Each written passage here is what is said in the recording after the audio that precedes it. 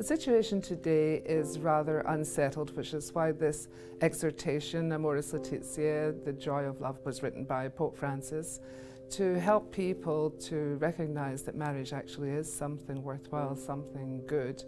And because there are so many problems, though, then this exhortation is going to deal with those problems, to raise some of the challenges, both for the church and how it talks to young couples, and also raising some challenges for the young couples themselves.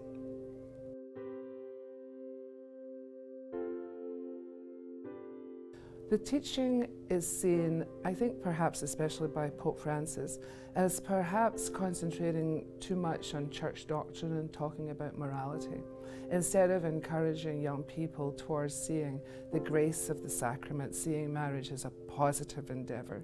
So the church itself has to do an internal critique to look at how it's talking to young people in terms, again, of how to help them with those particular challenges, just to be more open to the sacrament of marriage and the grace and the goodness that can come from it, as well as talking just about the problems. No, I don't think so. I think there are clearly many marriages that are very successful, and I think the church would do well to be using people who do have successful marriages as witnesses for younger couples, so that younger couples can also be encouraged that in fact such a thing as a good marriage is possible.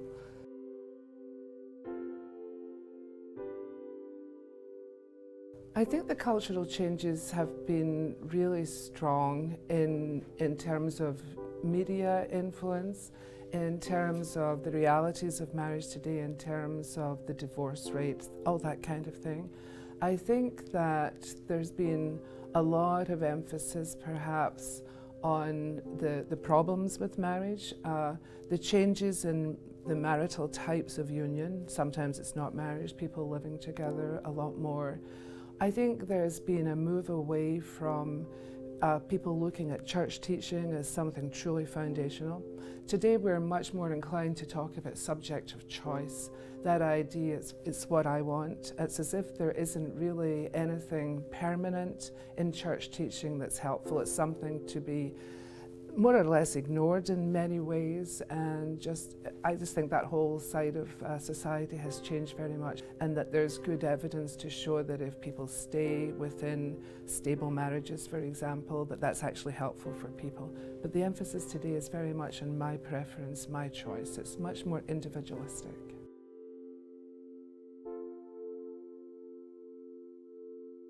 People are very concerned these days about the economic situation, for example. People are very concerned about their future, so the future for themselves and for their families as well. I think it was always like that. I don't really think it was ever any different, because nobody can ever tell the future entering into marriage. But I think there's much more common awareness of these problems. They are real problems. I think myself sometimes too much emphasis is put on that side, and people are perhaps expecting more in their relationships and in their lives than sometimes is possible. But nonetheless, when too much emphasis, I think, is placed on the social and economic reasons, apart from focusing on the possibility of the couple actually being able to develop themselves emotionally, socially, spiritually, all those kinds of things, those influences are very real in our society. We are much more a consumer society, and the idea of waiting till we can achieve some financial solidity, well, that's not wrong in itself, but I think an overemphasis on economics sometimes is a problem for people, when really it's the relationship that counts.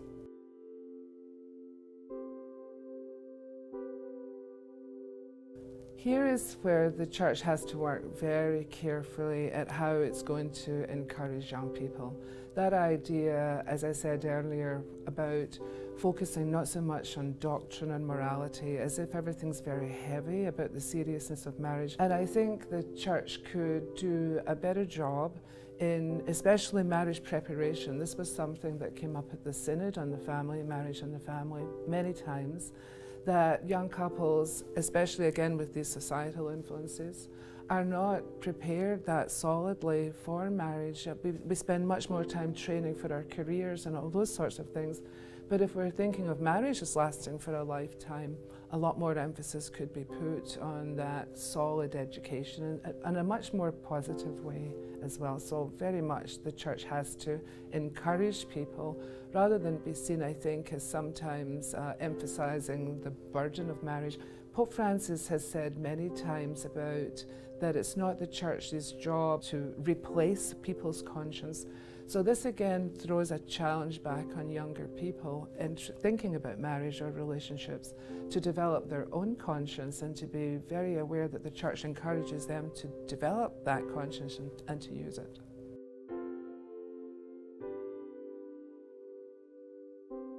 Well, he raises some very serious challenges. They're really more global than the ones I've just been mentioning. So these days we're very aware of the problems that are caused by terrorism and war. And again, Pope Francis has been really emphasizing migration and some of the serious problems like trafficking that evolve from those particular questions. The church has been encouraging people to pay a lot more attention to people who are forced into these situations through these global challenges. And in this particular case, he's looking at it from the point of view of how marriages survive, how people survive, how dangerous this is for them as individuals and also for society as a whole in being more open to welcoming the stranger, which is how he puts it, which again puts a little bit of challenge on us as individuals and as families in terms of a challenge to openness. And he also deals with families with children or adults with special needs. He makes a very strong case for our being open to both helping them and also to seeing people like that as opportunities for us to be more grace-filled and more generous. But again, when we're taking our Catholicism seriously, we know we're actually called to do that. And so he places a great emphasis on both these cases. He talks about people who look after people with special needs. They are signs of the Spirit, and that is high praise for anybody. It's a different view of family, but it's very much part of that more global question of families and marriage and general development of people. Well, the areas I just mentioned go towards that, but also more locally, he's talking about a real change in our Western societies in particular in how the concept of marriage is beginning to be shaped. Same-sex marriage, and we have people who don't believe in marriage at all, or people just living together. So many different forms of unions, people still living together. There's a natural living together no matter what way we look at it. But in terms of the stability of relationships, he is pointing, I think, to the fact that it really takes a committed, permanent union for that to be at least the best way of ensuring the stability of the family, the development of the individuals in the families, and also the stability of society. If we go too far away in separating the whole question of procreation from the unitive elements of what we would normally be calling marriage. But these days the trend is definitely away from the procreative side, which then results a lot more focus on us as individuals of what he's calling the deconstruction of the family. He does make a few. This whole exhortation can sometimes sound as if it's all about the problems, but there are many problems, but that doesn't mean there aren't positive notes too. And one of them is actually about women. He is very, very prominent in talking about the rights of women. Our church does talk about equal dignity of men and women, of that there's no doubt. But in practice, it isn't always the case. And I think he sees in our modern society that this is one area that there has been progress. There are many areas, but this is one of them, that women have come into their own through development of human rights and all that side of things. And I think he sees that as very, very important. Finishing this chapter is a really good way to be going on to the next segments, because Pope Francis here has set the stage for how these questions and problems are to be developed. And he's very clear in ending this particular chapter that if there's any further weakening of marriage as an institution, that will probably only lead to further problems. And he emphasizes yet again that the best way for that not to happen is that we begin to realize as a society that permanent and indissoluble unions are good for the people in marriage, and they're good for the children, and they're good for society at large. That particular way of looking at things, because marriage was around long before the church ever made marriage a sacrament. So this is a natural movement of men and women together. And he's pointing out that this is what really satisfies people. This is a natural inclination for people. This isn't something structured or forced. And I think sometimes we forget that this is actually part of our nature to enter these unions and then to have them as strong as possible.